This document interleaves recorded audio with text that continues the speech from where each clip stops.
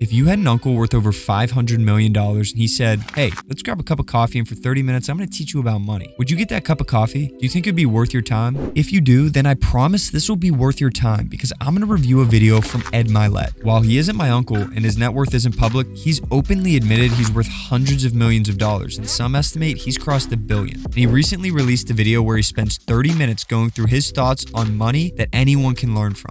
I think this is something, by the way, you could share with your children, all the way up to somebody who's, 80, 90 years old listening today. He covers things you won't hear anywhere else. And I'm going to say some things that sound a little bit contrary to what you hear on social media all the time. Ed coaches world leaders and Hall of Fame athletes, yet he thinks taking control of your personal finances can have one of the biggest impacts on your self-development. Listen to me. Show me a human being who is under control financially. They have disciplines. They don't give in to the temptations of immediate gratification. And I'll show you a human being who's probably a pretty happy person. So whether you make $5 an hour or $500 an hour, you're going to want to hear what Ed has to say. I promise you, most of your friends that you think are rich, that make 100 or 2 or 3 or 4 or 500 grand a year, they are quietly going, he's completely right about this right now.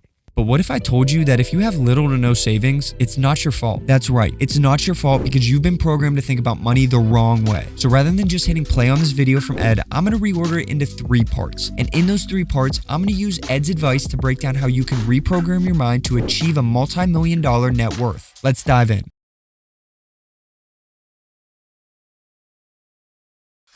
I've never been addicted to what kind of shoes I had, what kind of jeans I was wearing, the shirt I had.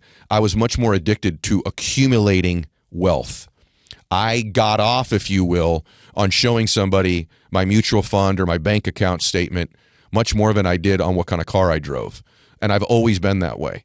And I wasn't that way naturally. And I knew early on, I learned that I needed to establish this pattern of which one was I. And so ask yourself this. And by the way, I'm not going to have a bunch of watches and call myself a rich person. Rich people don't just have watches. They have cash. They have assets. Society has programmed us to judge a person's wealth based on the car they drive, the clothes they wear, and the house they live in. So naturally, we judge our own wealth based on those same things. The truth is, wealthy people like Ed never measure their wealth based on those things. Ed didn't buy his first Rolex until he was worth $100 million. He didn't buy his first brand new car until 2023. So if you can't measure wealth based on these material things, how can you measure wealth? The truth is, most people can't go 6 months without their paycheck, and almost nobody can go 6 years. And that's sad because it could be different if their habits, their beliefs, and their patterns were different. But ask yourself this right now. No matter how old you are, what if you went 6 months with no income? Can you live? Can you pay all your bills? Can you? If you had no income coming in, do you have enough cash saved? How about 6 years? How about 60 years? The true measure of wealth is the answer to a simple question. How long can you go without income? Now, you can calculate this the same way Ed does in this video, but there's a more sustainable way to calculate it using the 4% rule. The 4% rule says that if you have money invested in the stock market, you can take 4% of the account balance as income and never run out of money. A simple example is if you had $1 million invested, you could pay yourself $40,000 a year and never run out of money. Once you install this program in your mind, the urge to spend more when you make more will fade away. But you don't want that feeling to just fade away. You want to feel pumped up to invest that money, which is why you need to uninstall the second program from your mind. Do you know how many people that are nodding right now that go, man, I have the same amount of money saved that when I was making $50,000 that when I made $100,000. I just went from having a Honda to a BMW, and I went from a 2-bedroom apartment to I rent my house. Then I got to 400 or 500 grand a year, and now I bought a house. My credit card bill seems to get much higher every single month because now I am not disciplined on Amazon. I've got 19 streaming services. I DoorDash my meals. I don't pay attention to what I pay for my airfare or other things I do. And all of a sudden, man, I just spend. And the truth is now I'm at 400 or 500 grand a year. And I'm not that much further ahead financially than I was when I was making $50,000 a year.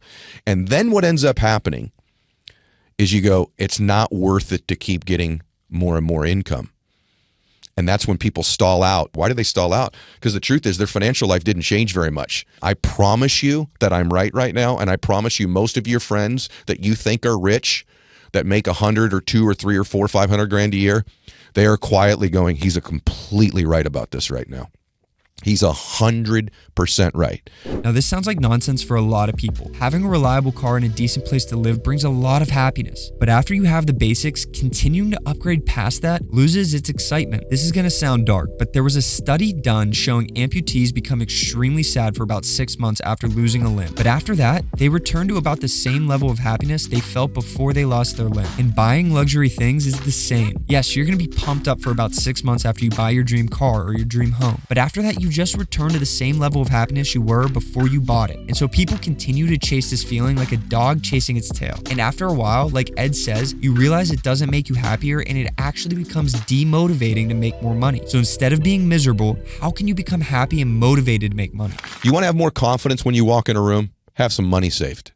You want to have more confidence and bliss and peace in your life? Have a pattern of being frugal. Have a pattern of being smart with your money. Listen to me. Show me a human being who is under control financially. Financially under control. They have disciplines. They don't give in to the temptations of immediate gratification. Show me a human being who shows me emotional control and discipline financially, and I'll show you a human being who's probably a pretty happy person. You show me someone who is out of control financially, but thinks they're going to get control over their emotions and their relationships in these other areas of their life, I'll show you a person living a delusion. Why are you spending money to buy things that impress people who don't care that you can't afford? Who gives a crap what they think? Why would you do that? Why would you put it at 15% interest or 20% interest on stuff that no one gives a crap that you have? To impress people who don't care, who are hating on you behind the scenes anyway, when that could be money you're saving or investing in your life. So stop using debt on depreciating assets.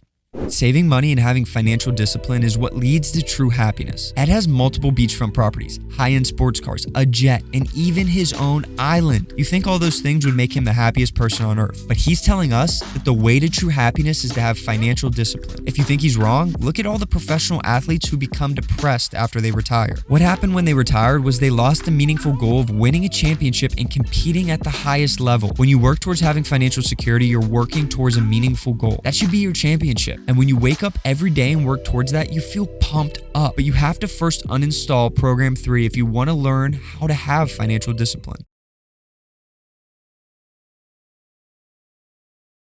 There's two types of people in life. There are savers and spenders. There just are. And you need to know right now, which one are you? And how do you know that?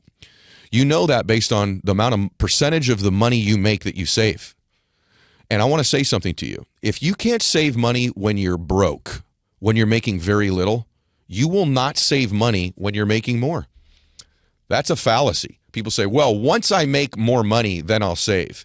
If you can find a way to save any amount of money right now, build the habit, the pattern of being a saver. And I'm talking about when I was making minimum wage as a busboy at the Whole Enchilada restaurant, I saved money.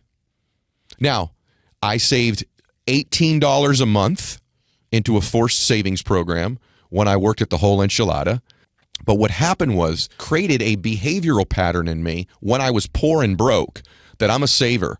Don't you dare say to me right now, hey, that sounds good, but I'm on minimum wage right now. I know it's very, very difficult. But if you could begin to, if you're a person of faith, just a little bit to your tithing, if you could just do a little bit to some savings, if it's $5 a month, $5, and you go, Ed, I don't have it. You do. You do. There's $5 somewhere. If you're employed, you do. Ed, I've got this many kids, this much. I know. I'm telling you, there's $5 somewhere to save. You go, well, $5 isn't going to amount to anything. Yes, it is, because it's a habit. It's a belief. It's a pattern. It's a routine. It's a part of who you become. People have been programmed to think that saving money is only possible once you start making more money. In reality, saving is a choice, and it's hard no matter how much money you make. Just like he talked about in previous clips, if you don't save today, then when you start making more money, you won't save. You'll just use that money to buy nicer things. It's okay if you haven't been a saver up to this point, but stop waiting to make more money and just make the decision to save. So if you aren't making a ton of money, how should you find a way to start saving? But I can tell you right now, like to this day, and I'm not exaggerating this, I add up like, what am I spending on my streaming services? What am I spending on Starbucks? What am I spending on DoorDash? What am I spending on Amazon? You should audit all of these things. Like, and by the way, if you're an addicted spender, shut out your Amazon account. Just shut it down. Right? But the amount of money people spend on frivolous things, this may not seem like a good $8, $12, $20. This adds up to places you could save money. And again, it's that habit, it's that feeling that I love saving as opposed to I love spending. This is so counterculture what I'm saying right now. It's crazy to me that it is counterculture. But I've always felt like I have this huge advantage financially in my life because like I'm into that, not the other stuff. And it's an idea that you just begin this pattern of some sort of forced savings. Have it taken right out of your account, have it draft out of your account. The two quickest ways to start saving more is to first audit your bills. Open up all your credit card and checking account statements for the last month and go through them line by line. Just like you mentioned, figure out what subscriptions you aren't really using and cancel them. Stop door dashing food and go pick it up yourself. These two things alone will help you save at least $5 a month. It's okay that it's not a lot of money. It's about starting the habit. The second thing you can do is set up an automatic withdrawal from your checking account to a savings account so you don't have to think about saving. These two strategies are something you can do immediately at the end of this video. It's only $5. Just start. So delete those old programs from your operating system and implement the 3 Ed covers in this video. Because if you do, you'll be on the path to true happiness in your life.